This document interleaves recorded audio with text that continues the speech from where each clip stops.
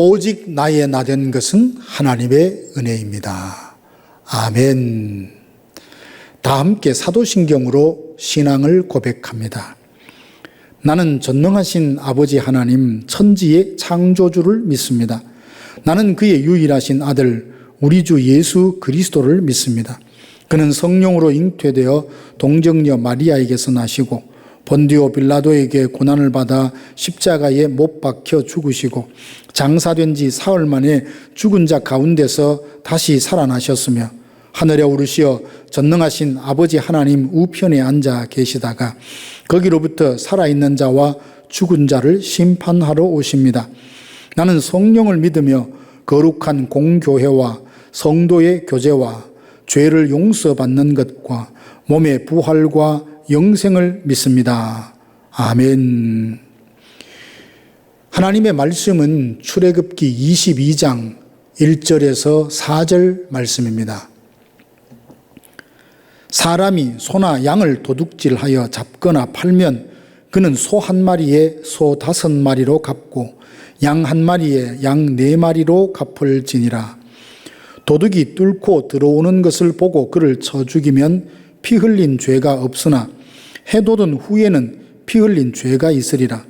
도둑은 반드시 배상할 것이나 배상할 것이 없으면 그 몸을 팔아 그 도둑질한 것을 배상할 것이요 도둑질한 것이 살아 그의 손에 있으면 소나 나귀나 양을 막론하고 갑절을 배상할지니라.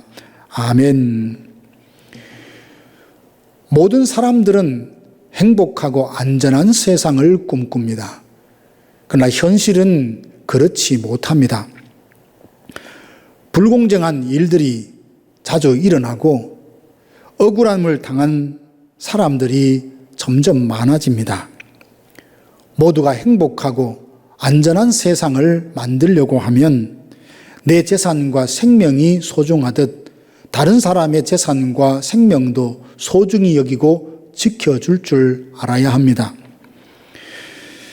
더 가지려는 자들의 탐욕으로 인하여 약한 자들의 눈물이 마를 날이 없습니다. 하나님은 공동체 내에 뺏고 빼앗기는 일이 사라지고 정의와 공의가 강처럼 물처럼 흐르기를 원하십니다. 십계명을 통해서 하나님을 어떻게 사랑할 수 있는지, 이웃을 어떻게 사랑하며 살아야 하는지를 말씀하십니다. 그러나 사람들은 하나님의 말씀을 알고도 순종하려 하지 않고 욕심을 통제하지 못하여서 약한 자들의 피해를 주면서까지 자기 배를 불리려 하는 모습을 왕왕 보게 됩니다. 그러다 보니 함께 어우러져 살아가는 공동체 안에서 재산상 손해를 입는 일들이 있습니다. 그때마다 세상 법정에 가서 고소할 수는 없지 않겠습니까?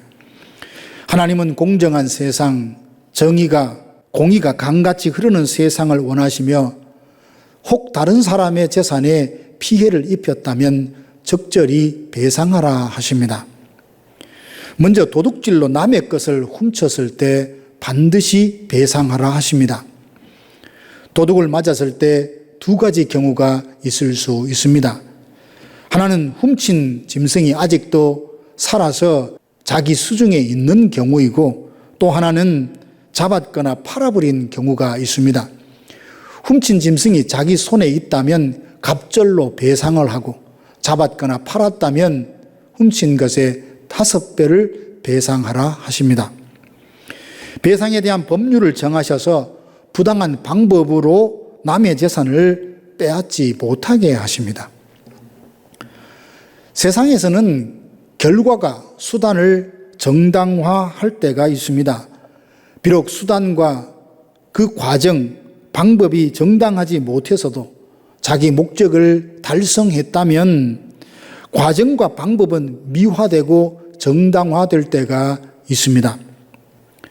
꽁 잡는 게 매라는 식으로 모든 수단과 방법을 동원해서 결과를 만들어내려고 합니다.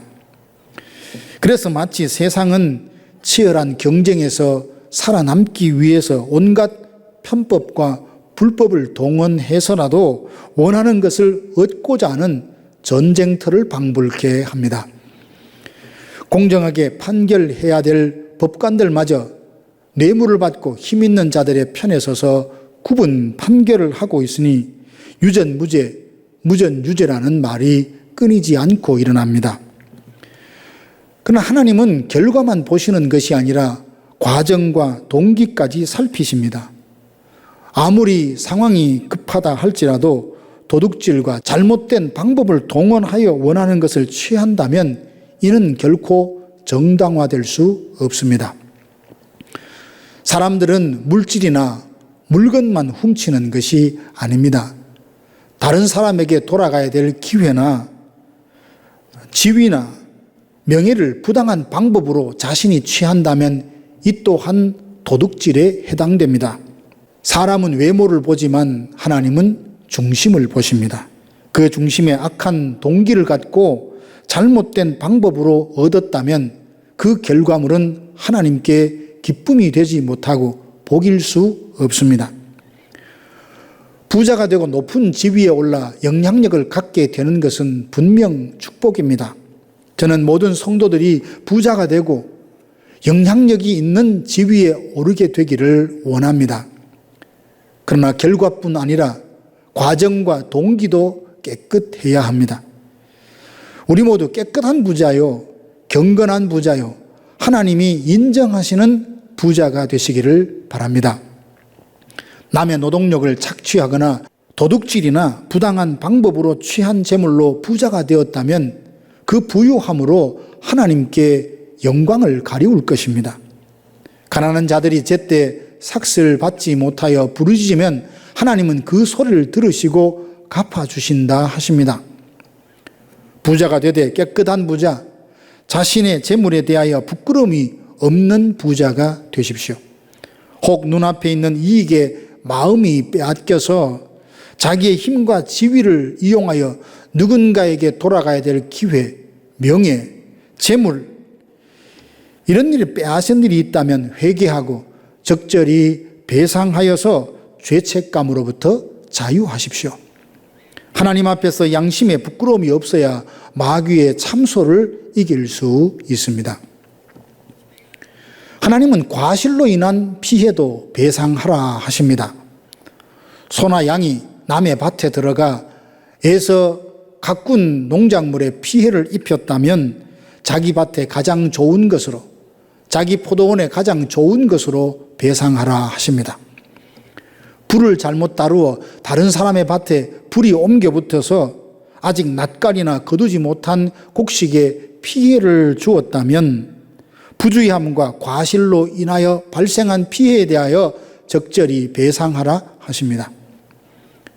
다른 사람의 낙이나 소나 양을 맡았다가 그 짐승이 상하거나 죽거나 이렇게 되면 배상하라 하십니다. 이때 부주의했는지 부득이한 상황이었는지 잘 고려하여서 판단하라 하시는데요. 맡은 사람의 부주의함으로 가축이 죽거나 도둑을 맞았다면 이는 배상해야 합니다. 그러나 잘 관리하고 있었지만 들짐승이 공격하는 등 부득이한 상황이었다면 배상의 책임에서 면제되었습니다. 하나님은 부주의함으로 생긴 피해와 부득이함으로 일어난 피해를 잘 구분해서 배상하게 하십니다. 살다가 보면 좋은 일만 겪지 않습니다. 동기가 선했다 하지만 결과가 좋지 못할 때가 있습니다.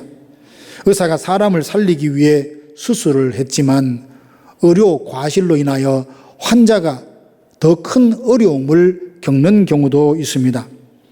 몸에 좋은 약이라 생각하고 선물을 했지만 먹는 환자에게는 약이 아니라 독이 될 수도 있습니다. 얼마든지 자신의 부주의함으로 좋은 동기로 시작했던 일도 좋지 못한 결과를 초래할 수 있습니다. 그러니 우리는 매사에 신중해야 합니다. 그리고 선한 동기와 다르게 자신으로 인해서 좋지 못한 결과를 초래했다면 사과하며 용서를 구해야 하는 것이 맞습니다.